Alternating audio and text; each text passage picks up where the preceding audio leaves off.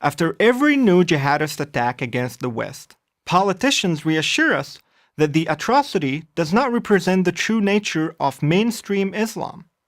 Of the 1.6 billion Muslims in the world, they constantly reassure us the overwhelming majority are as law-abiding as any members of any other monotheistic faith.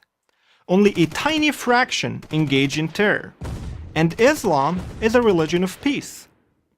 Furthermore, we are told the great majority of Muslims hold moderate views.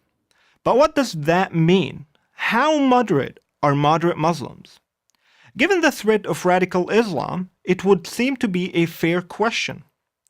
Let me start to answer it by telling you something of my own story. I was raised in a middle-class Muslim home in Cairo, Egypt. Growing up, I was told, among many other things, the following: that every day that passes on the Islamic nation without a caliphate is a sin, that the failures and miseries of the Muslim world started the moment we Muslims gave up conquests and wars against the infidels, that our prosperity depended on conquering new lands and converting new believers, that anyone who leaves the faith must die. And I also remember how my teachers and my mosque imams reacted to the news of 9/11 when it happened. Joy. My experience was typical, and there is data to prove it. According to the Pew Research Center, 88% of Muslims in Egypt, 62% in Pakistan, 86% in Jordan, and 51% in Nigeria believe that any Muslim who chooses to leave Islam should be put to death. Similar, if not identical numbers, are in favor of stoning people who commit adultery, severely punishing those who criticize Muhammad or Islam, and chopping off hands for theft. All of these practices are a part of the penal code of Islamic law, which is known as Sharia.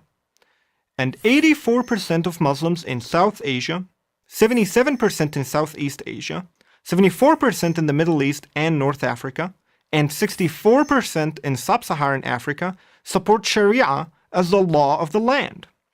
Less drastic, yet significant percentages are to be found even among Muslim communities in the West. So too, most of the world's Muslims believe that any acts of violence against Israel, including suicide bombers in buses and restaurants, are justified. Now, does any of this sound moderate to you? Yet, if anyone raises these inconvenient truths here in the West, he is sure to be called an Islamophobe, a hater of Islam. Again, my own story is instructive.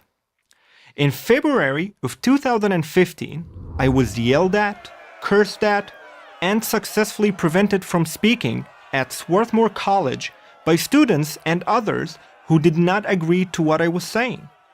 Some of them were Muslim women who fit the image of the unveiled, perfect English-speaking moderate Muslim young woman. Other seeming moderates tried and failed to do the same during my speech at Temple University the next day.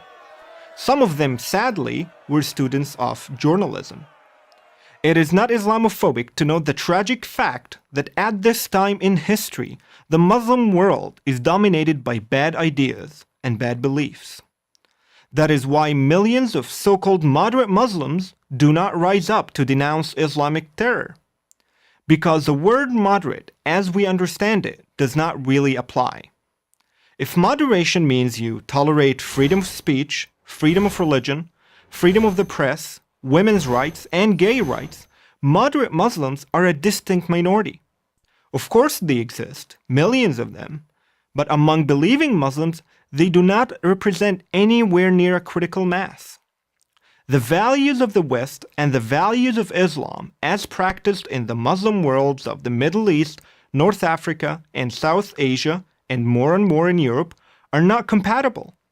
Western politicians can deny this, but this denial does not change the reality. It is these bad ideas and beliefs that provides the soil in which radical Islam grows. Ignoring this only prevents us from effectively fighting Islamist terror, and at the same time, it hurts those heroic Muslims who really are moderate. Until we begin to tell the truth about Islam, always in respectful language, the only solution to Islamist terror will never take place. That solution is Islam reforming itself. I do believe that reform is possible. It can, of course, only be done from within Islam. The West can be a part of that reform, but only if it faces and tells the truth. The sooner it does so, the better for all of us. I am Hussein Abu Bakr for Prager University.